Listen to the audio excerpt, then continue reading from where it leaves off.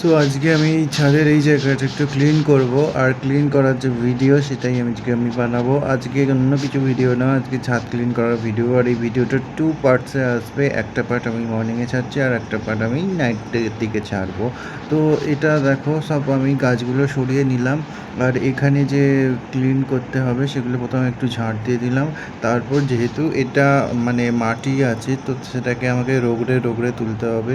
তো আমার শুধু ঝাড় দিলে হবে না, আমাকে এটা প্রপার ক্লিন করতে হবে ঘষে ঘষে। তো দেখো এইসব নোংরা ফোংরা বেরোচ্ছে।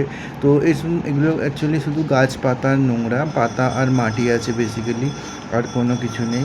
কারণ এখানে বেশিরভাগ আমি ক্লিনই রাখি সব কিছু, কোনো ধুলো বাগেরা বেশি হয় না। তো দেখো এইটা হচ্ছে যে এই দিকেরটা, ওই দিকেরটা আমি অনেকটা করে দিয়েছি, আর এদিকে প্রসেসিংটা আমি করছি আস্তে আস্তে। আমি লাস্টের দিকে সমস্ত ভিডিওটা একবার রিকাপ করে দেখাবো যে কেমন সুন্দর লাগছে।